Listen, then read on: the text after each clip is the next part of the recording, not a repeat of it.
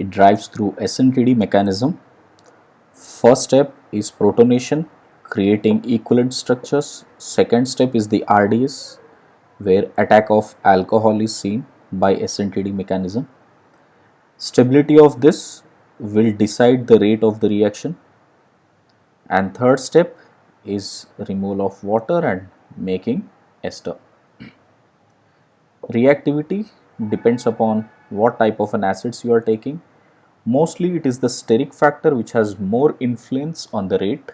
So you would see that formic acid is better than acetic acid and so on. Even for that matter, the nucleophiles which are attacking should be as less crowded as possible. This is what we have seen. We have also checked in case if there is an isotopic oxygen, where does the attack happens.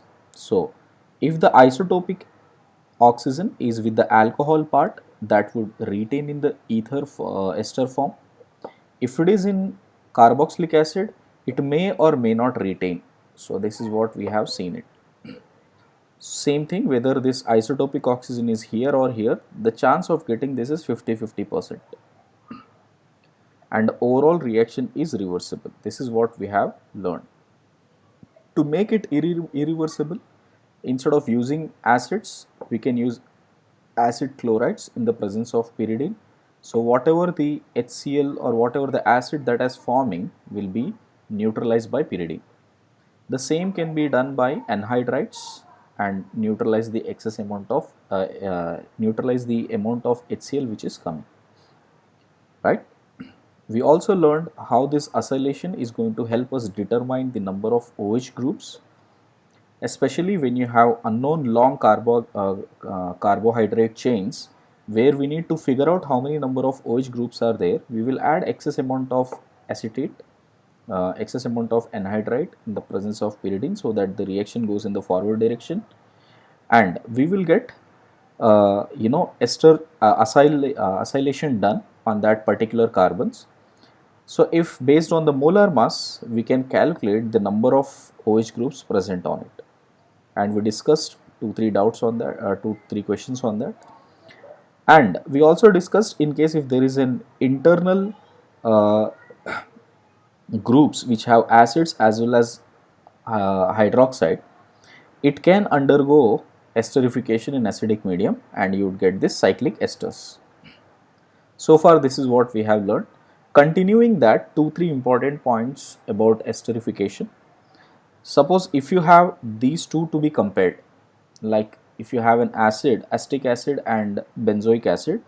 See, benzoic acid usually will have a resonance stabilization with C double bond O. So if you compare these two, then the reactivity would be more here. Okay. Next, if you check out here between these three, see, chlorine is a withdrawing group. There are 2 chlorines here, there are 3 chlorines here. Okay, so more amount of withdrawing group here will increase the rate. Okay, yes, there is a certain amount of crowding because of chlorine which we can see, but overall it has been still found that this would give better esterification. Next, RNH2, if you compare that with ROH in esterification, which means if you take acid R C double bond O OH and treat that with RNH2, similar to that of esterification, how we have seen here, how the reaction has been seen, we would see a similar reaction here with NHR plus H2O. Correct? This would be, this can happen. Now the rate of this, if you compare with the general esterification, the rate for this would be more because NH2 is better donating as compared to that of ROH. Okay, so amide formation would be at a faster rate as compared to that of ester formation. Alright, so please make a note of these 2-3. Suppose if we take esters, already prepared esters, and react with a new alcohol R2OH, okay, then there is a chance that this OH will try to replace this ROH. Considering if this alcohol is taken in excess, which means if you can take minimum of 1:7 ratio, So this R2OH can replace this R dash O, and that will come out. This ester would be facilitated and reaction will drive in the forward direction. Okay. So basically this esters RO dash is replaced by this R2O, that is called transesterification, right? And the last important point about esterification, it cannot be carried out in basic medium. In basic medium only acid base reaction will happen, because you are using carboxylic acid, it would immediately go for acid base reaction, and after that the reaction won't happen further.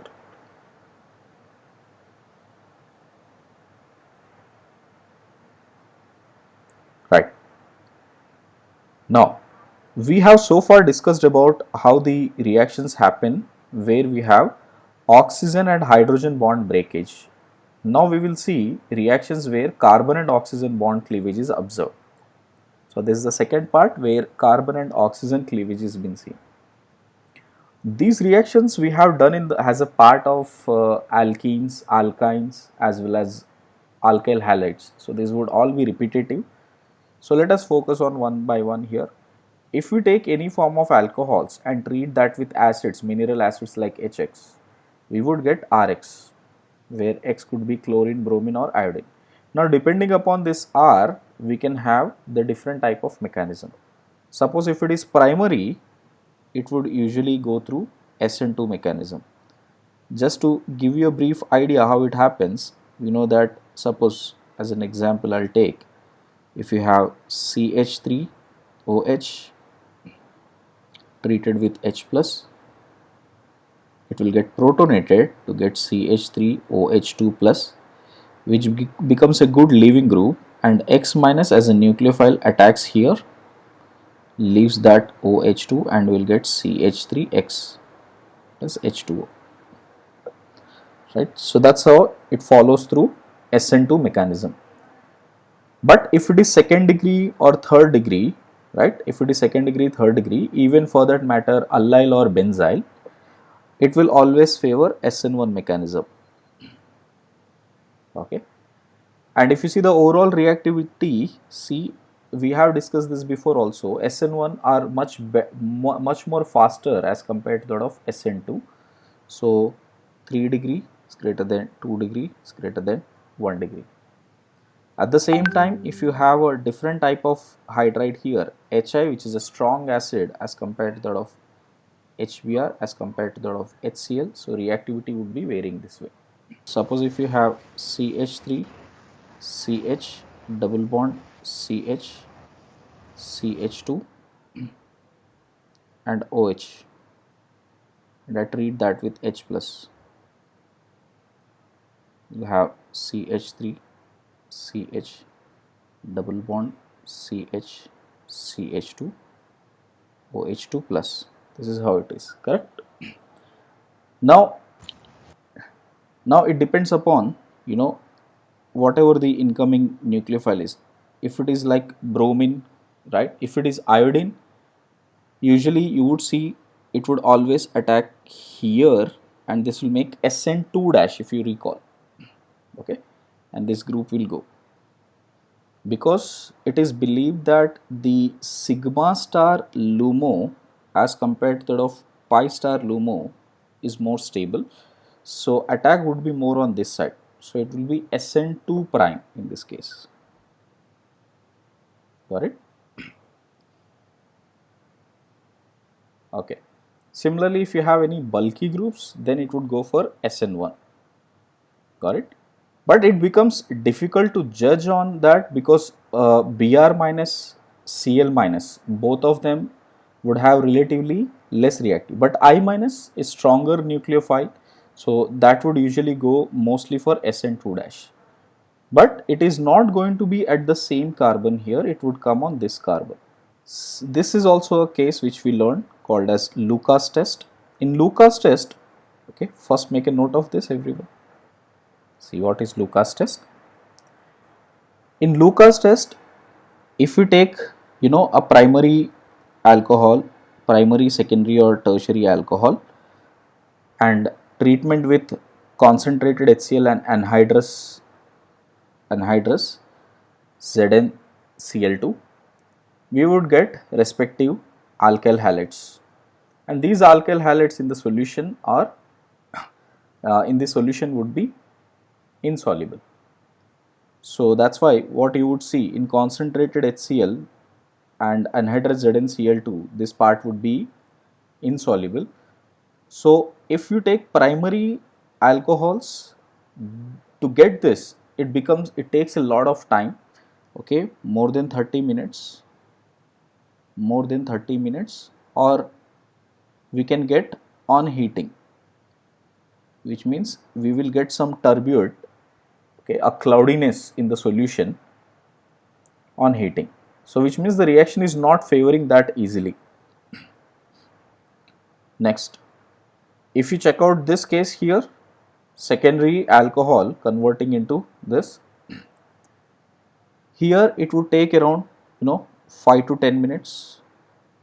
Even if the question is say 2 to 3 minutes or 3 to 5 minutes, 5 to 10 minutes, it all depends upon type of the structure here. But in this range, you would always say it is a secondary alcohol. If it is a tertiary alcohol, the chlorine which alkyl chloride which you will get is on immediate basis. So you will get immediately. So in the Lucas reagent, if we add these alcohols which are soluble, and if they become insoluble and gives a turbid or a cloudiness, it depends upon what time it is giving. We can decide whether it is a primary, secondary or tertiary alcohols. How tertiary alcohols are behaving, allyl benzyl and CPM alcohol will also behave the same thing, okay, which means they will also give a turbid immediately. I hope you guys can revise on that. This is what happens in Lucas test. If the alkyl halides are more than 6 carbons, right, okay, then they are insoluble and that cannot be distinguished at all. So which means even these alcohols are going to be insoluble in concentrated HCl and anhydrous ZnCl2, right. So in that case it cannot be decided, how to check out for the Lucas test. So it is valid for smaller carbon chains. See, other than this, we also saw that alcohols, okay, especially when they are 1 degree, 2 degree and methyl groups, got it? We have seen 3 set of reagents, especially PCl5, PCl3 and SOCl2, got it? In SOCl2 also we had 2 kinds, one is SOCl2 only, one is SOCl2 with pyridine. So if we treat that with PCl5, we got these products RCl, got it, plus POCl3, got it, POCl3 plus HCl. This is what the product we got. In case if we were treating that with PCl3, we found out we get 3 moles of RCl and this would form H3PO3. In the presence of SOCl2, we saw that we got RCl plus SO2 plus HCl. The advantage of the third reaction is that both SO2 and HCl are gases, so we don't have to worry about the separation process again. So that is a better reaction out of all those three. This also gives the same reaction except that this SO2 will leave, but here it will form pyridinium chloride salt. So if you recall the mechanism, first two would happen by SN2, the next one, this happens by SNI mechanism, the last one happens by SN2. This also has a name, Darzon's reaction. Next reaction where carbon oxygen bond can be broken is dehydration, okay, where this entire OH group will be left over, as well as from any of the beta carbon where it is present, we will extract the proton and H2O will come out of that. The best reagents you may have come this during the preparation of alkenes.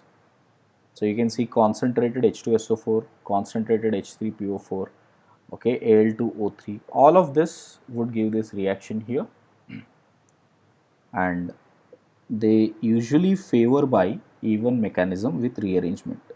In case if you take Al2O3 in the presence of pyridine, then it would go for E2 mechanism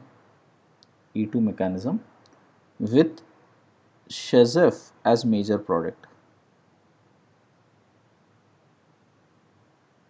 Shezef as major product. Thorium dioxide specially is used for getting Hoffman products. If you have 1 degree, 2 degree and you are treating that with concentrated H2SO4, if you are operating up to 433 kelvins or more than that, or if you are operating below 413 kelvins or less than that, we can get two products. At higher temperature we would get usually this as the major product, and now it depends upon what type of a group it is. If it is at the primary position, you would get 1 degree, we will usually get through SN2 mechanism. 2 degree, 3 degree, we would get this by SN1 mechanism.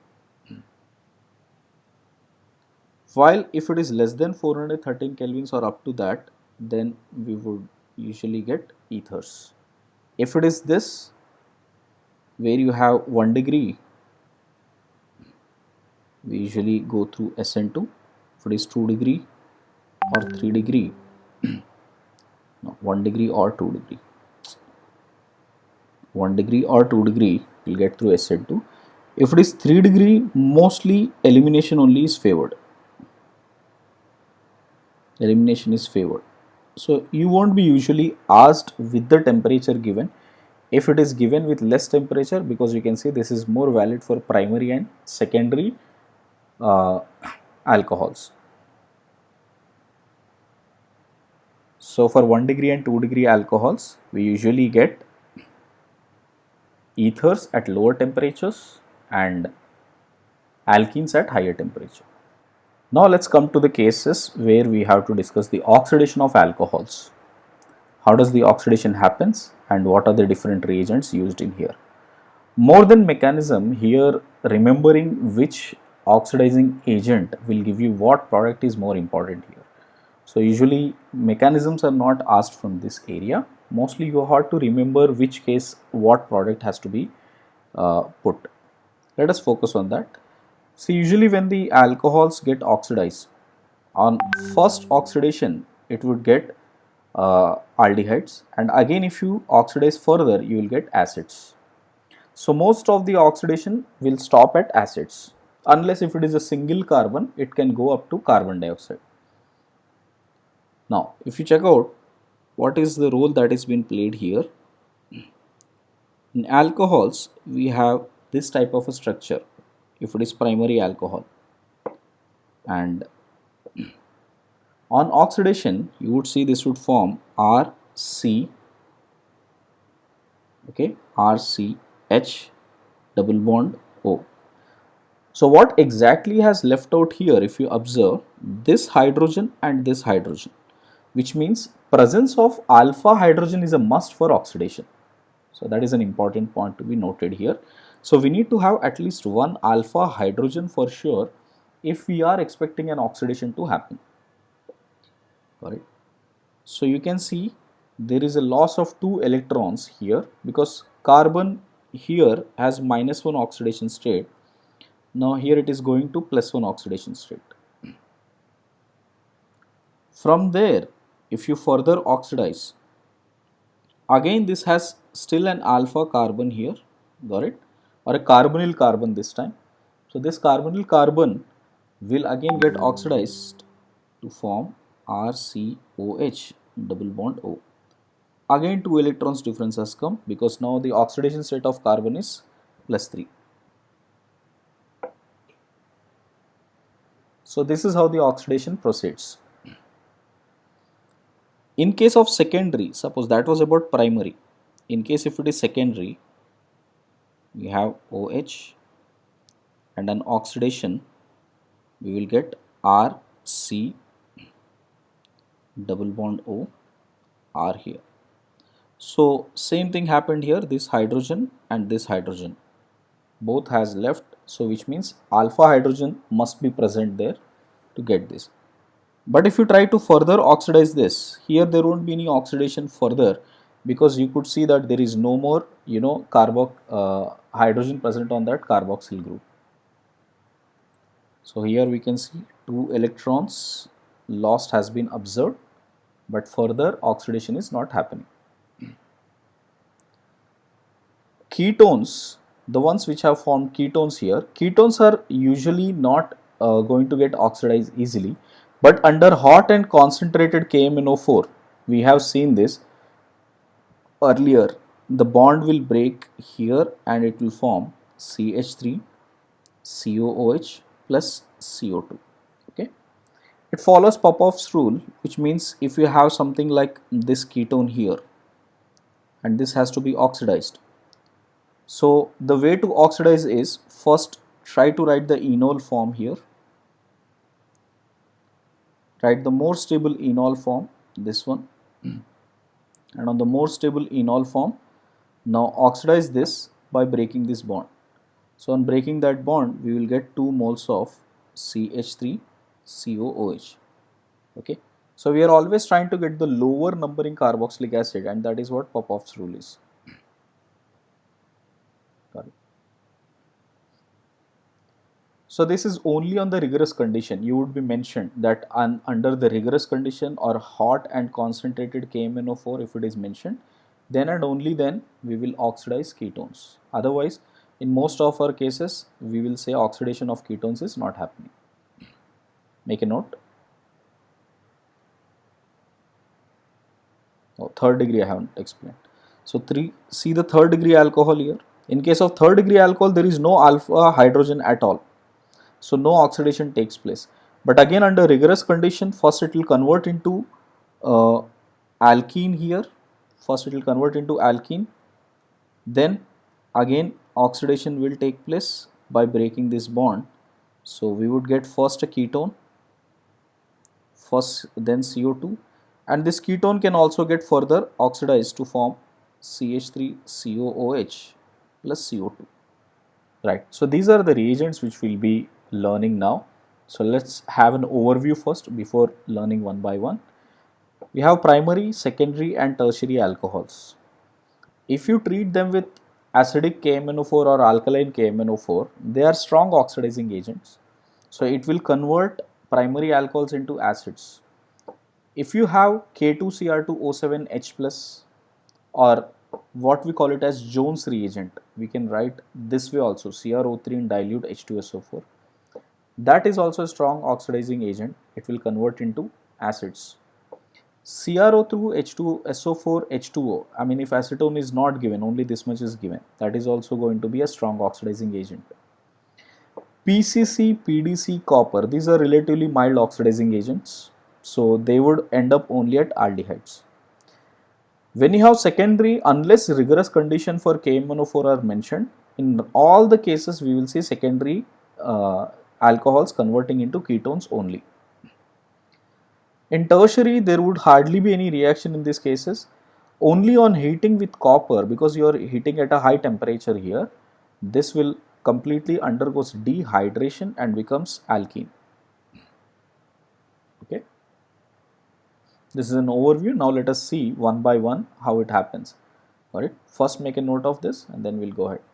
Now we'll see one by one how it is happening. First, reactions with K2Cr2O7 or CrO3. Let us try to understand mechanism, then we can relate it with all the reagents here. See, generally we know that K2Cr2O7 is a stable form of chromate, and it is an orange color crystal. If you treat that in concentrated H2SO4, what do we expect it to happen? Let's see.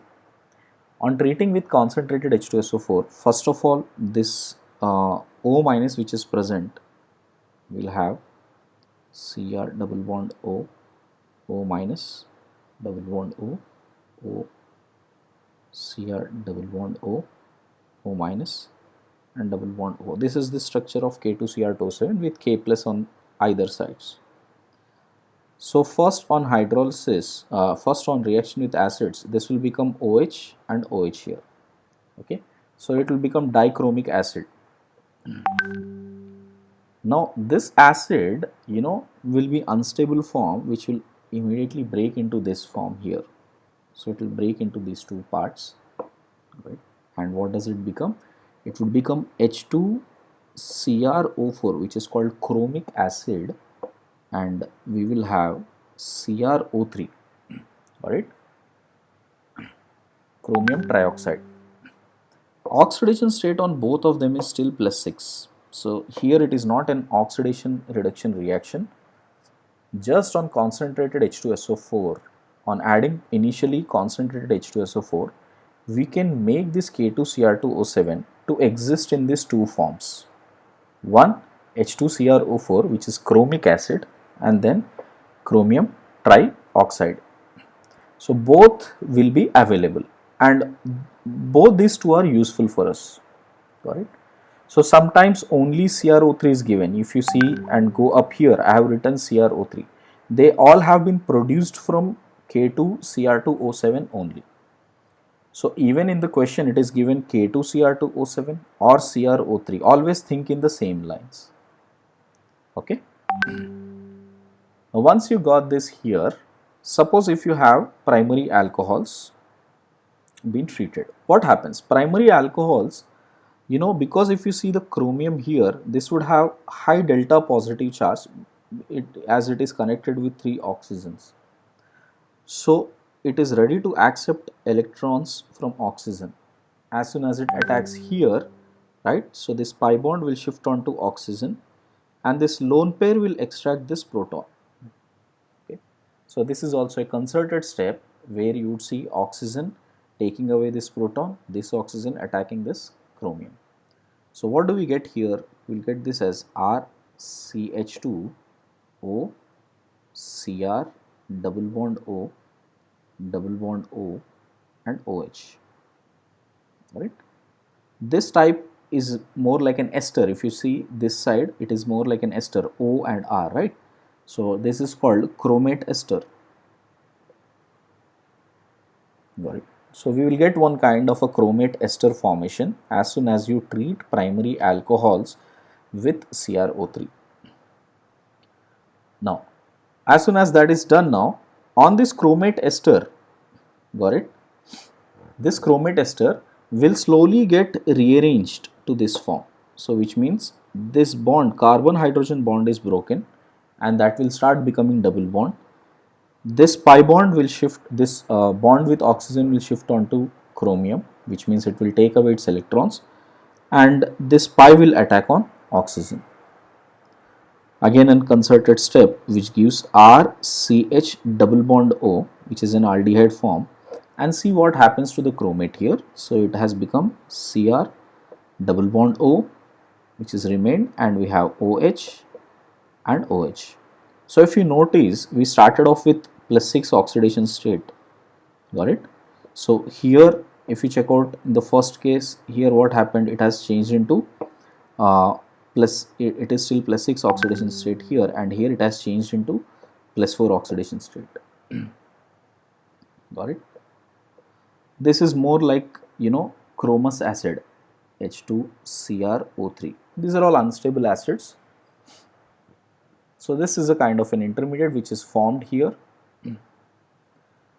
Now this chromous acid which has formed, which is H2CrO3, we already have H2CrO4 available in the solution. So basically both of them will treat with each other to form HCrO3. Now check out the oxidation state here is +5 plus H2. This is also an unstable acid, right, which will eventually become Cr+3 in case if you have enough sufficient amount of alcohols, which means this will go back here, react, and keep on coming back till it becomes Cr+3. Got it? But our objective is still not over, right? Because we just got up to aldehydes. So if this acid is still present, I mean if aldehyde is there, this acid may react with aldehyde first and complete the oxidation of aldehyde. One very important point to be noted, how aldehydes usually undergo oxidation. Any aldehyde for that matter will show oxidation only via formation of hydrate. If there is no formation of hydrate, there won't be any oxidation happening on aldehydes. Okay. So if an aldehyde is going via hydrate formation, then and only then it will get oxidized. In anhydrous medium, it will not get oxidized. Okay. So this is an important point to understand further mechanism. What exactly is an hydrate? Suppose if I add water to aldehyde, it will always exist in equilibrium like this: CH, OH and OH.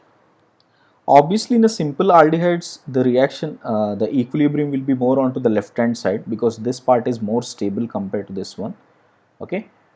But on adding water, definitely we will see, in at equilibrium some part of hydrate formation is observed. Now this hydrate which is forming, which means, now imagine this, whatever acid so far we have discussed, if at all there is a presence of water, okay, that means you are taking aqueous solution, definitely after this the reaction will proceed further, or else the reaction will stop here itself, which means RCHO will be forming. This acid will react with the rest of the alcohol which is present and keeps coming till it becomes Cr plus 3. Okay. Now check this. Cr, we got HCrO3 with this plus 5 oxidation state on it. Again, imagine the same thing how we checked out earlier. In this hydride, the lone pair present on oxygen will take away this H plus.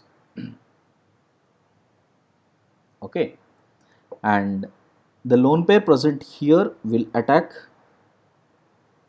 So I'll write it as a bond so that it is visible easily. Yeah. So you can see this this lone pair will attack on hydrogen, and the lone pair on oxygen will attack on chromium here. This bond is shifting here. So what do we have? Again we have some kind of a chromate ester. Okay, wherever we have Cr double bond O with O, Cr double bond O, OR, just like an ester. CH3 C double bond OR, that is also an ester form. So this is also an ester form here. On this ester form, again the rearrangement will take place just like how we have learned earlier. So we still have one alpha hydrogen which was left, correct? So this oxygen will take away this proton and this bond will shift as a double bond here, and chromium will take away its electrons. So as it is done, you can see the product would be RCOH double bond O, so which is acid, and it has remained with CrOH thrice. Okay. CrOH thrice is light green color, if you remember, and if it is an acidic medium, it will make this acid base reaction and becomes little bit dark green solution. So Cr plus 3, you have come across salt analysis already, that Cr plus 3, when you treat that with H2SO4, it would become Cr plus 3 and finally appear dark green color. Okay. So what we have learned out of this, if you have aldehydes, if you have alcohols, let me repeat that, if you have alcohols and we add with any chromate salts, we will see chromate esters forming, they getting rearranged, and that's how the oxidation takes place. And oxidation states keeps changing from plus 4 to plus 6 to plus 4. If you have H2CrO4, it will become plus 5 also, which will again react here, becomes plus 3. Got it? So which is what you can see, this would again react to become plus 3 oxidation state. So eventually we can say that color which was orange initially has converted into green during the oxidation. So chromium, if one thing what you should learn from this is, if there is a presence of water, definitely this chromium will always act as a strong oxidizing agent. If there is no water, it will stop at aldehyde, further oxidation doesn't take place. So this was about primary alcohols. If you see the secondary alcohols, the same reaction, got it? Same conditions again. So the lone pair would attack here, this bond will shift, and the lone pair on this oxygen will take away proton. You will get the chromate ester,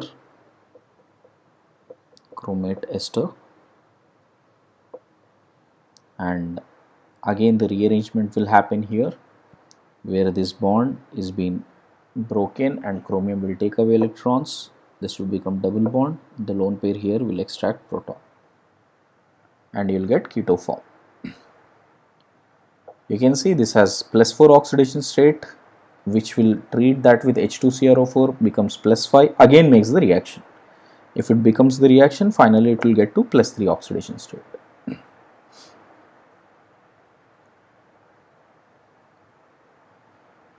Now, even if you add water, does it make any difference here? Because in secondary alcohols, even if you add water, now this does not have any hydrogen anymore. So the alpha hydrogen, there was only one alpha hydrogen that is lost.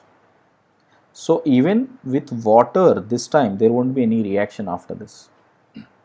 So reaction will only end at ketones. So from this mechanism, we have learned one thing. If you add water, we will end up to acids if it is primary alcohols. But if you do not add water, keep it anhydrous, we can stop it at aldehydes. So that's what we will see right now. So how we can stop that oxidation, till aldehydes only. So we do not want it to go further oxidation to acids. I want it to be very selective and stop it at aldehydes only. See, different reagents, now you just need to know the names, that's all. What name, what reagent, that's all. Okay. Collins, first Collins reagent, same CrO3 complexing with pyridine. If it is complexing with pyridine here, like this,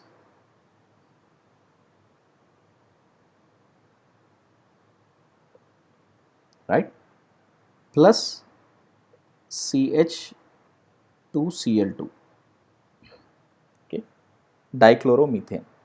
So in case if you take dichloromethane and dipyridyl CrO3, then that is called Collins reagent, and this is in fact considered to be the best selective oxidation. It will only stop at aldehydes because there is no water present whatsoever here. So we can expect the reaction to go like this: 3 moles of RCH2OH plus 2 moles of CrO3 and Py2, 2 pyridyl groups, in the presence of CH2Cl2, we get RCHO plus 3H2O plus Cr2O3 plus 4 pyridine out. Correct? So there is no water here, so oxidation will only happen up to aldehydes. So you can see it is stopping at aldehyde formation. So alcohol has stopped at aldehyde formation. See, the above mechanism is only to understand this point. If we use water, what would happen? If you do not use water, what will happen? That's all. It is not there in syllabus, so please do not worry, sir, how these esters are forming and all that.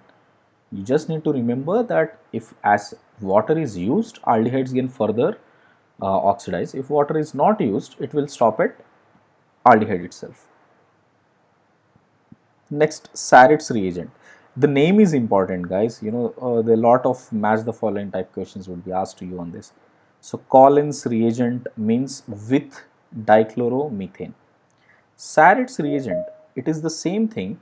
Okay, it is the same thing here with pyridine, dipyridine, but without dichloromethane, that is Sarit's. So in short, actually SARETS was first made, and after that, to improvise on that, they used dichloromethane, and Collins was a better yield if you check it out as compared to SARETS. Got it? So SARETS means without dichloromethane, Collins is with dichloromethane. That's the only difference. In short, I can write this as CrO3 dot 2 pyridines. Make a note. Next, if you check out, suppose if I take CrO3, okay, and add HCl to that.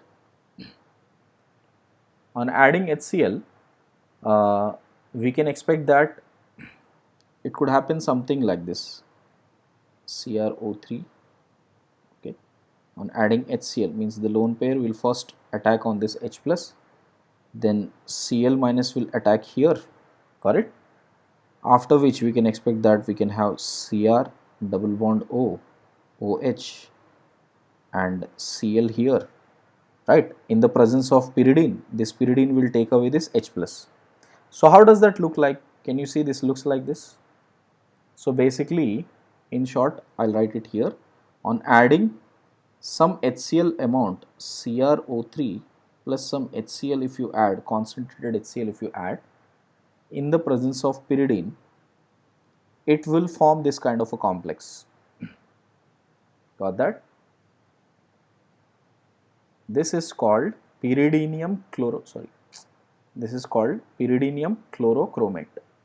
PCC. The reagent's name is PCC, pyridinium chlorochromate. Got it? This is also completely anhydrous. There is no water in it. So what we are doing here, so if you use 3 moles of RCH2OH and treat that with 2 CrO3.Cl, CrO3Cl dot C5H5NH, which is pyridine. This would give us Cr2O3 plus 2 moles of C5H5NH Cl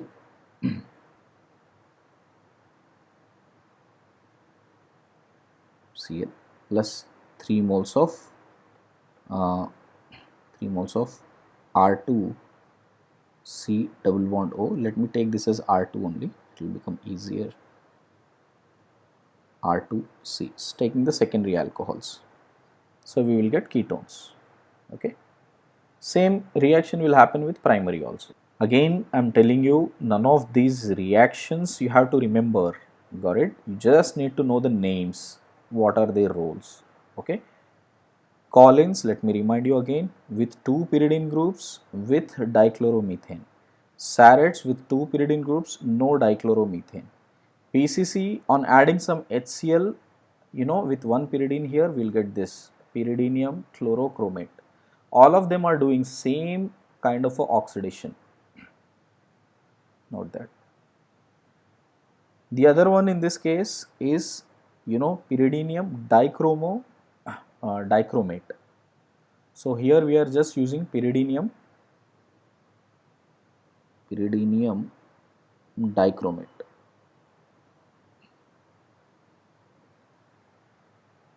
Okay. So what is this pyridinium dichromate? You can check it out. So dichromate is Cr2O7 2 minus, right? So if at all I take 2 of them here, okay, 2 pyridines here, so that will balance out that. So 2 pyridiniums with dichromate. So this is pyridinium dichromate. It does the same work as above 3, SARETS, Collins or PCC. This will also do the same work. Okay. This is also this is assumed to be little toxic out of all this, so it is less used in industry. Otherwise, PCC and Collins are mostly used. Now you can see these reactions. With primary, with PDC you will get aldehyde. Secondary PDC you will get ketones, right? With PDC, if we use DM F, okay, DMF, then it is found that further oxidation can happen and it will become acids. But again, if you come as a reaction, you will write it, but these are all old reactions, these are discarded now, these are not used in purpose. But in case if you come across an exam where PDC is given with DMF, which means it will further oxidize to becomes acid, right? So let's see the next reagent, Jones reagent. Jones reagent is CrO3, okay, with dilute H2SO4. The minute dilute, you should understand there is water present in it. And acetone. Without acetone, it is not Jones reagent. So CrO3, dilute H2SO4 and acetone makes it Jones reagent. So how we can generate this? See, K2Cr2O7, if you add it to concentrated H2SO4, we just saw that it can become CrO3, correct? So we will get CrO3, and if you add acetone to that, then this will become Jones reagent. It is considered to be the strong oxidizing agent because there is a water present here, the oxidation will further happen till acids. So primary alcohols will end up at acids, secondary alcohols will end up at ketones. Note that fast. See, without acetone also you will have the same products, but if it is with acetone, it is called Jones reagent. That's the only difference. Remember that. Next, catalytic oxidation, which means if you take any primary, secondary alcohols and pass it through copper tube, it will get dehydrogenated, means H2 gas will come out of it. Okay, so in short, if you take primary alcohols here, right, in the presence of copper and around 300 degrees centigrade, we will get this as RCHO plus H2 gas. Same way, if you take secondary, we will get this as ketones plus H2 gas. Okay, in case of tertiary, if you have tertiary, then it will become alkenes and dehydration will take place. So you can see the difference here. In the first two cases, dehydrogenation is taking place. In the third case, that is tertiary, dehydration is going to take place. See the next reaction. This time oxidation with KMnO4. If you treat that with KMnO4, primary alcohols with KMnO4 both in acidic medium as well as basic medium, which means H plus or OH minus, we would get this as RCOOH. Okay. In basic medium, it will end up at RCO minus, correct? But you can further hydrolyze that to get RCOOH.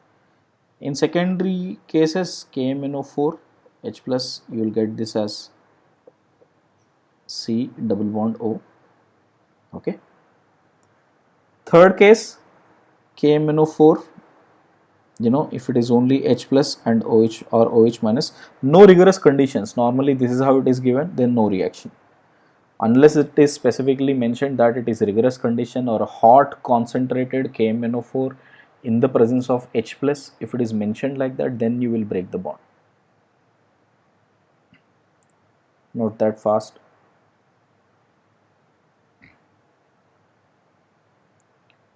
Here also same ester mechanism. So we can see that this lone pair will attack on manganese, this lone pair will attack on proton, this will become O minus, which will take that H plus, correct. So this H has become this H here as OH and we got this manganate ester.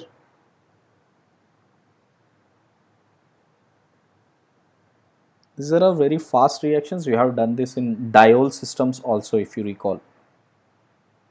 On alkene, when you treat that with KMnO4 to form Bayer's reagent, to form diols, a similar type of an ester formation you have observed. So that would get rearranged again. You can see how it gets rearranged. So this bond is broken to give away electrons to manganese. This bond is broken to make double bond. The lone pair here will collect this H plus. So you can see this H has now become this OH. OH1, OH was already present there. And whatever the alcohol which is present, now it has become aldehyde. Okay, and most of this we are operating in acidic medium or a basic medium which will have enough water, so this will get hydrate formation, and hydrate on oxidation will give acids.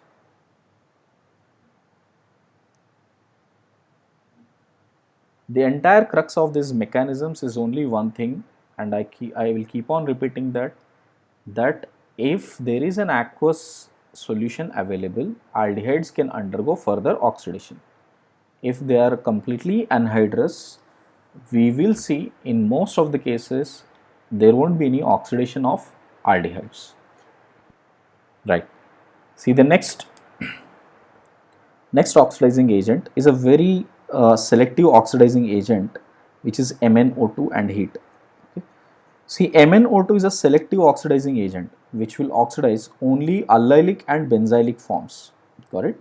So, if you have allylic or a benzylic 1 degree or 2 degree, okay, allylic, benzylic 1 degree, 2 degree alcohols, then it will give the corresponding carbonyl compounds. For example, if you check out, this one is the allylic carbon, on that there is an alcohol, so this is an allylic alcohol. If allylic alcohol is treated with MnO2, it would become CH2 double bond CH2 CHO, so it will become aldehyde.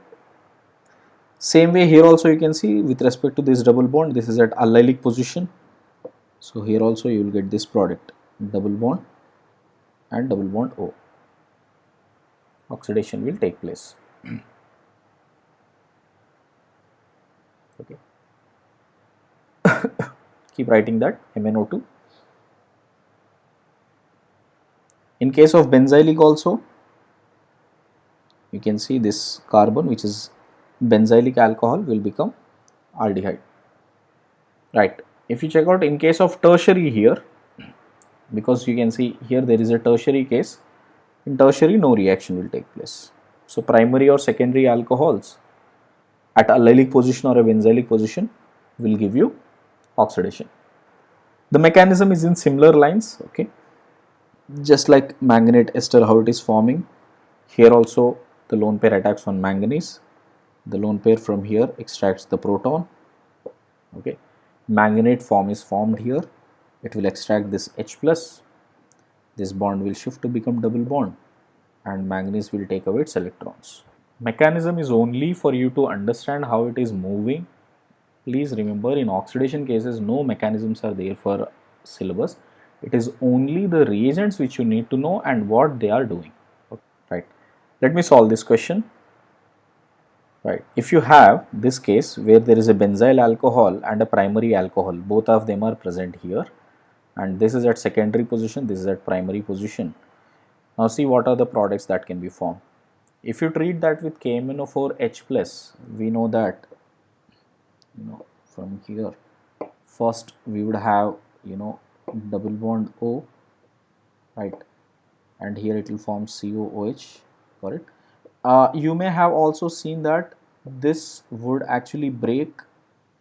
Remember that if you have on the benzylic position, usually the bond will break here and further it will go to the formation of acids, and 1 2 3, so there are 3 carbons here, so C, we will get this as COOH, CH2 and COOH, that will be the product eventually. Okay. If you heat that also, again there would be, you know, because this is a malonic acid, you can see on heating further carbon dioxide can come out of it, but I am not getting into that details. Here it is only about oxidation. So you can see primary alcohols has been oxidized to acids, secondary alcohols have been oxidized to ketones. Yes beta. Check with the next case, CrO3 in dilute H plus acetone. This is Jones reagent. Jones reagent, we will see only it will undergo oxidation. Primary will undergo oxidation to acids, secondary alcohols will undergo to formation of ketones. It will stop it here. In case of PCC, same thing, but here this would becomes CHO, and this will become ketone. In case of MnO2, that is where you need to be more careful with. It will only and only oxidize the allylic and benzylic form. So you will see double bond only forming here. Okay, important. It's very selective, highly selective, does not even disturb double bonds also. So with respect to copper, if you check out, copper does the same thing as that of PCC, as long as there is primary and secondary alcohols. Note that. See the next one here with MnO2, what product you can expect? See, because both the OH are on the allylic position, both will get oxidized.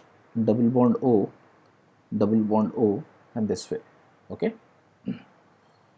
See, this part can undergo tautomerism and it can form OH, OH with double bond, and double bond.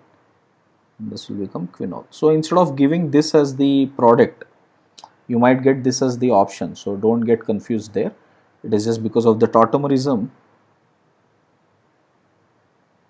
tautomerization, the product is more towards quinol. Okay.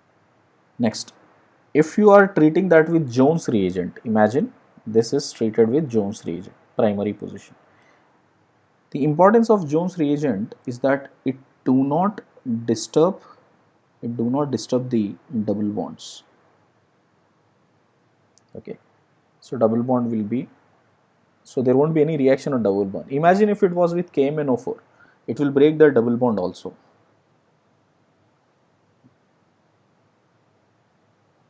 Okay, so just let me add on that, no effect on double bond. No effect on double bond. See the next reagent here, next substrate here. I am trying to react that with KMnO4, Jones reagent, MnO2 and copper.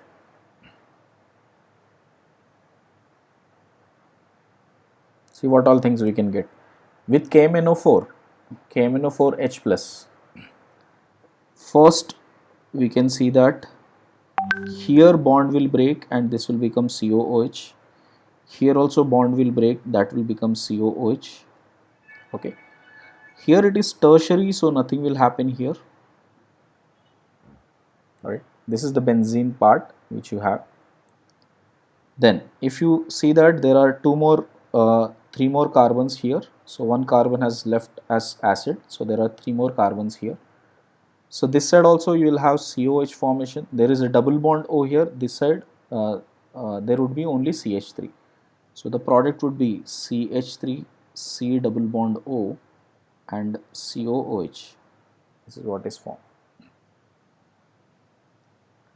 Check out with Jones reagent. Okay. Now this side I haven't written. Same thing is happening here also, right? CH3, C double bond O. This is also become COOH.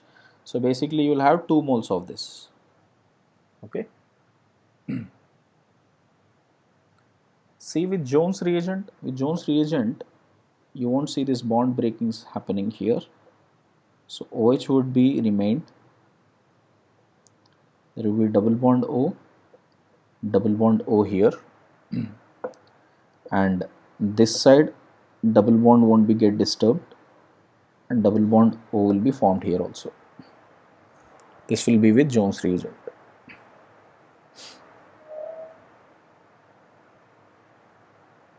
Check with MnO2. MnO2 we just have to check out for the allylic and benzylic position only. They will only undergo oxidation. So the product which we will get here, this alcohol will remain. This would become ketone. And here this is also at the allylic position, so that will also become ketone. Tertiary won't be disturbed. This will be the product.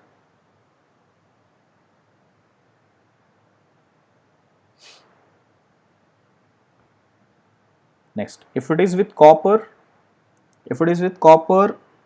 you know, double bonds won't get disturbed, so it would be the same way it is. Here we will have double bond O At the tertiary position, we will see alkene formation, right? So that's one thing we have learned. So it would form an alkene formation. So we have uh, two carbons there. So I can say that it could form a double bond formation like this here. And this side, if you check out, it will only form ketones. Done. Okay. Those are the main oxidizing agents which we will see. These are some special reactions. One is called Swan's oxidation. No mechanisms, you just need to know that if you take primary alcohols, just I'll write that here. If you take primary alcohols in the presence of DMSO and oxalyl chloride, so which means it is like C double bond O Cl, C double bond O Cl. This is oxalyl chloride. So in the presence of oxalyl chloride, with any bulky base, you will get that as aldehydes. Industrial reaction, no mechanisms for that. This name is important, Swan's oxidation, once it was asked. Secondary alcohols will give you ketones, right? So that's all information you need to know. Oppenhier's oxidation, check out once Oppenhier's oxidation, because this is all the simple notes, literature notes. I have already written that, just go through that once. Check out. Next one, Oppenhier's oxidation. It is just the reverse of MPV reduction. This side when we did, it was MPV reduction. We have discussed the entire mechanism also. Just go back on this side with the same mechanism, we will get ketone back. So that is Oppenhier's oxidation. Next one is CAN test, or the steric ammonium nitrate test. Okay, steric ammonium nitrate test is we take ammonium nitrate complex with cerium. Got it? So we have this hexa nitro group and ammonium on outside. So on this complex, if you treat that with primary alcohols, we will get aldehyde. Secondary alcohols will give you ketones, just like what we have been doing with PCC, PDC. This can be used for labs to detect the colors. What happens? Initially, steric ammonium chloride, steric ammonium nitrate, right, is yellow in color, and as soon as you add it to alcohol, if it is primary, first it will become red color with this complex, where one NO3 is been replaced by this alcohol part. Okay, check this out. One NO3, there are 6 of them, now there are only 5. So that NO3 has been replaced by this alcohol part. So this solution will appear red in color, but if you keep it for standing, it will become colorless, as this will slowly come out as radical, and that radical which is coming out, CH3O dot here, CH3O dot here, that will terminate as aldehydes, and this yellow color form which was there initially, that will finally become colorless, this form of it, and that will become colorless. So once it becomes colorless, this H plus will come out of it, and now cerium will show +3 oxidation state. So in short, originally if you check out, it is at +4 oxidation state. Here also it is, I have written it here, it is at +4 oxidation state. It is reducing it to +3 oxidation state, correct? And both of this aldehydes form, this alcohol form is converting into aldehyde form. Okay. Again guys, mechanism is there in the course. Okay, there is one manual of NCRT, where you have all the lab reactions. I will send you right now on the group, in which these reactions are mentioned, not with mechanism, just the statement what is CAN reaction and all that. Colors are important here. So basically, if you have yellow color, primary alcohols, first it will become red color and then it will become colorless. Okay. Secondary alcohols also can go further oxidation, so same thing, red will come and it will become colorless. But if it is tertiary, right, tertiary, it will stop at the complex formation because there is no further hydrogen there, so it will stop at red color only. So from yellow color, if it stops at red color, which means it is tertiary. We can't distinguish primary and secondary, but we can definitely say if it is tertiary or not. So this is CAN test. These are on extra side guys, Swan, Oppenhier's oxidation. Oppenhier will again come on aldehydes and ketones, so we'll check that. can reaction. Okay, can reaction, I hope now you understood. Primary will become aldehyde, secondary will become ketone. Okay, last one, just I'll put it in the last slide because we are running out of time. Bromine, check out. In case of bromine, if you use bromine water on primary or secondary alcohols, they will also get oxidized to form RCHO. We have seen this in iodoform test. Just go back to the iodoform mechanism, you will see this. So if it is primary, you will get aldehyde. If it is secondary, let me write secondary also, R2CHOH, Br2H2O, you get R2CHO. Why only bromine? We can use iodine also, chlorine also. With bromine, the color is much more distinct and understood better. So brown color will become colorless.